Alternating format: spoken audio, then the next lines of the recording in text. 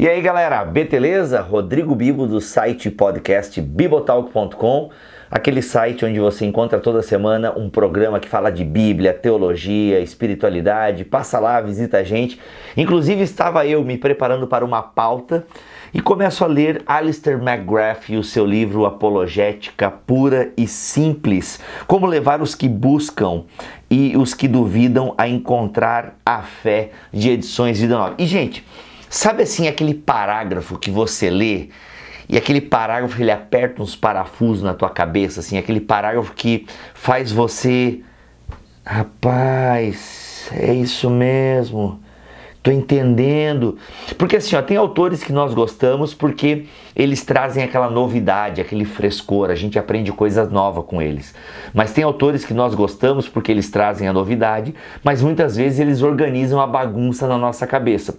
E esse parágrafo do McGrath, ele organizou o caos na minha cabeça, porque ele organizou várias ideias num único parágrafo e eu achei isso genial e quero compartilhar com vocês. Olha só, o livro é de apologética, então ele está falando justamente sobre isso. Mas olha só que impactante que ele fala. O evangelho só deve causar dificuldades por sua natureza e conteúdos intrínsecos. Olha só.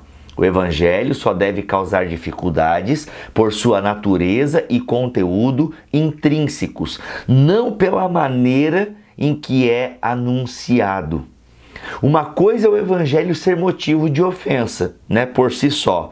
Outra bem diferente é seus defensores serem motivo de ofensa pela escolha pouco sensata das palavras a serem empregadas ou por sua atitude agressiva e desdenhosa em relação aos de fora.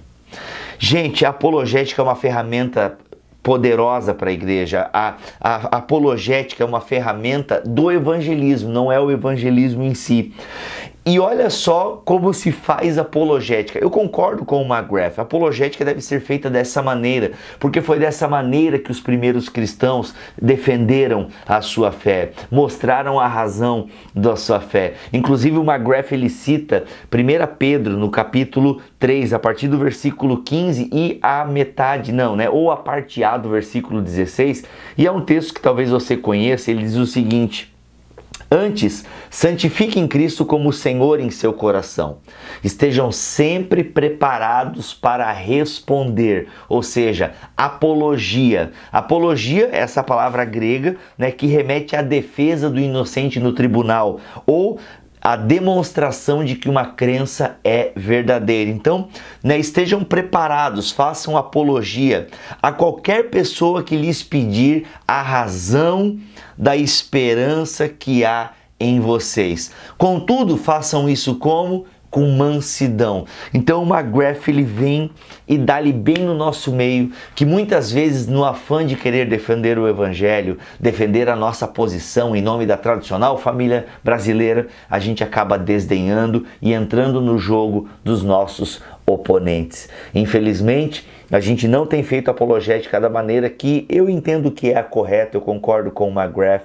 A gente tem feito uma apologética muito birrenta, muito que desdenha o outro, que diminui o outro, que traz a chacota para o debate. Ah, mas os outros fazem. Eu não sei se a gente precisa fazer. E esse parágrafo do McGrath, ele está falando de apologética, que é esse diálogo da igreja com os de fora, com aqueles que não são da fé. Mas ele cabe direitinho também para os debates que nós temos na internet entre os próprios cristãos. Eu consigo fazer essa aplicação porque nos debates que nós temos na internet é muito comum nós termos o desdém, nós diminuirmos o outro, nós chacotarmos, existe isso, mas enfim, você entendeu o que quis dizer, né? É muito comum nós diminuirmos o outro. Então eu já vi pessoas chamando o oponente de burro. Ah, porque quem faz isso é burro. Ah, se você acredita dessa maneira, você não é nem espiritual, você é um lesado teologicamente. Isso é muito triste. né? Quando eu tenho que diminuir o outro a esse ponto para que a minha crença faça sentido, né? Fora que, ainda dentro desse esquema de debates teológicos entre pessoas da mesma fé, é muito triste quando eu vejo pessoas colocando o evangelho puro e simples dentro do seu sistema teológico, como se o seu sistema teológico fosse a verdade absoluta. E querido, o seu sistema teológico não é a verdade absoluta, ele é um reflexo da verdade. Você não pode colocar o evangelho de Jesus e aprisioná-lo numa confissão ou aprisioná-lo, né, em algo que está lá no passado.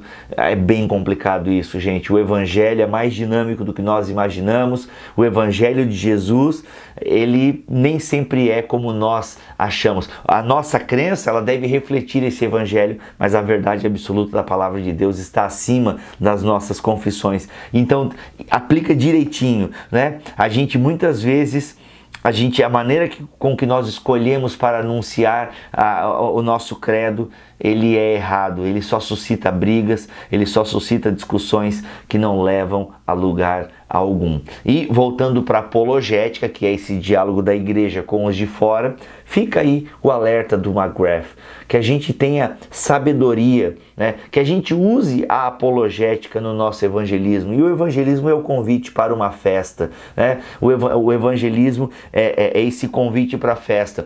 A apologética vai mostrar que a festa é verdadeira, né? Que o anfitrião é verdadeiro. Então é muito legal a gente estudar a apologética nessa perspectiva. Por isso eu quero convidar você a ouvir o podcast que nós vamos gravar. Ele vai estar disponível no dia 28 de fevereiro, às 20 horas.